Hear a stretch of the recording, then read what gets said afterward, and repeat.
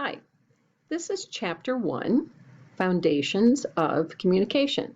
And we're going to cover this chapter in 3 videos. This is part 1. So in this chapter, it really lays out the foundation for the entire course. We're going to learn terminology that you'll see that comes up time and time again. We'll talk about the nature of the communication process, the context, settings, and the process model, or sometimes what we call the transactional model of communication. We'll talk about some characteristics of communication, and then in the last video, we will cover ethical communication and some of those principles. I love this quote, "A mind is like a parachute. It doesn't work if it isn't open." So what I ask you to do is keep an open mind. And as we go through some of this information, think about how it applies to you.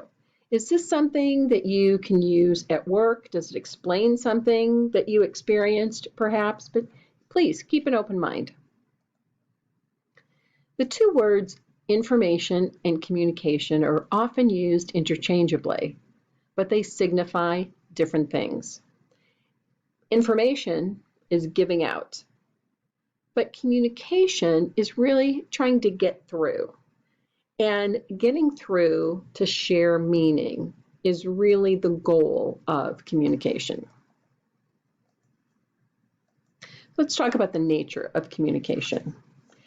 It's about encoding messages. So when you're trying to think of what you want to say or to write, you encode the message.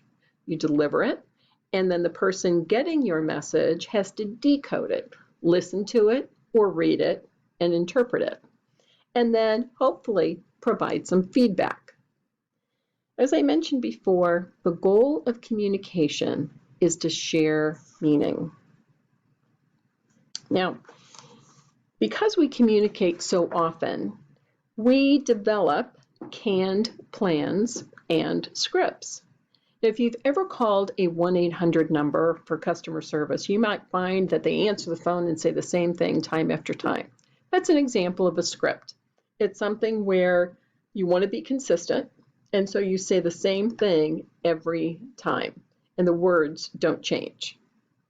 A canned plan, on the other hand, is like this mental library you have of really short scripts that you use in various situations. For example, let's say that somebody you don't know well asks you how your day is going. And you say, "Oh, it was fine. How was yours?" That response might be how you just answer that question. How's your day going? How you doing? "I'm fine. How are you?" But if somebody that's close to you asks you that same question, you might not rely on that canned plan. You might go into more detail with a significant other, more so than you would with a casual acquaintance. But that kind of automatic response that you have, "Oh, I'm fine, how are you?" That's a canned plan. For example, I have 2 brothers, and when my older brother calls, I answer the phone and I say, "Hey brother, how you doing?" When my younger brother calls, his name is Paul, "Hi Paulie," and that's it. So I have those different canned plans based on the person. Let me show you a short video of Joey Tribbiani from Friends and his canned plan. How you doing? How you doing? How you doing? How you doing? How you doing? How you doing? How you doing? How you doing? How you doing? How you doing? How you doing? How you doing? Hey, how you doing? Okay, I think you get the idea. All right, let's go on and talk about communication context. And this is really the situation in which the communication takes place. Think about the physical situation, how close you are to someone, whether you're sitting right next to someone or maybe they're across the room. The physical environment comes into play. What if it's 110 degrees outside and you're having a conversation? You might want to make it really short so that you can get inside and cool off. Social presence has to do with the sense of being there with someone, which you can do certainly in a face-to-face situation or maybe with, with FaceTime or Skype. The social situation refers to the relationship you have with the people with whom you are communicating. You might have, let's say that you've got a best friend from high school, and when you get together, you know what they're going to say, maybe even before they do. The point here is that the better you know someone, the more likely it is that your messages are going to be understood the way that they were intended. Now, the historical situation in what we're referring to here is what has happened before that impacts that communication. Imagine that you and I had a conversation yesterday, and you told me you were applying for a job. And I said, oh, great, good luck. Well, I see you today, and I say, hey, did you get it?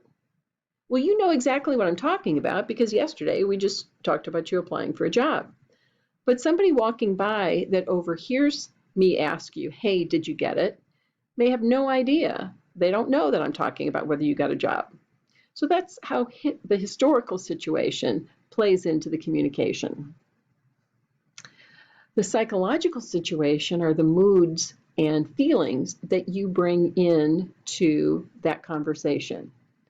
And then the cultural situation.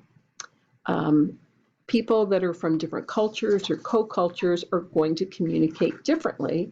And it's important that you understand that. We'll spend a lot more time in Chapter 3 discussing that. But for example, let's say that I asked you, so where did you go to school? If you're from around the greater St. Louis area, you are going to answer with your high school. But if you ask that question anywhere other than St. Louis, they'll probably answer with where they went to college. So that's something that's a cultural thing about where'd you go to school, where'd you go to high school, that is a St. Louis thing. I don't know of any other place in the country where that question is asked. So that's a little example of how different cultures communicate. Now the communication settings, let's talk about that. You've got intrapersonal communication, and what that is, that's when you talk to yourself.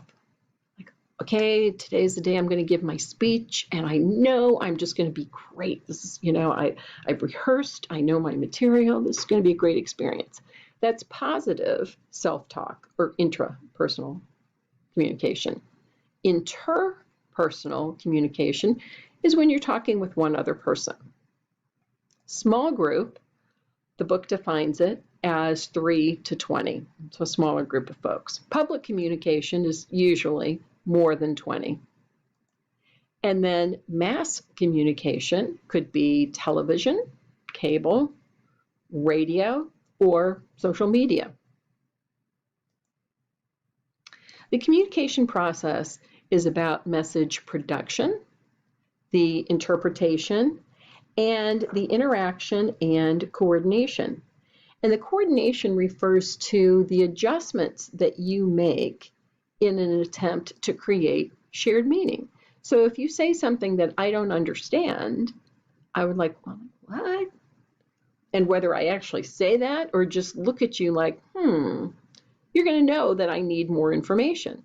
On the other hand, if I'm saying something and you nod in agreement, then I know that I am sharing meaning and you're understanding what I'm saying. So that's this interaction coordination. Now in the communication process, we talk about channels. So this channel is video. When you're sitting next to someone and talking, that's face-to-face.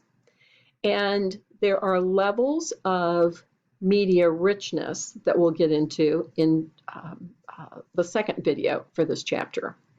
Synchronicity refers to, like this video, this communication is asynchronous, because if you have questions, you can't ask me right now. You're not here in the room while I'm recording this video. Synchronous refers to like a telephone conversation or face-to-face conversation where it's immediate, back and forth.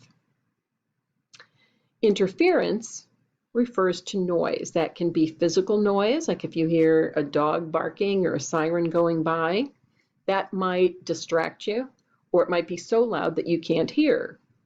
And then you have psychological noise, where somebody's about to tell you something and you're like, oh, I don't want to hear it. This is going to be bad news. I don't want to hear it. And you're thinking about something and you're not really paying attention to that message. That's psychological noise.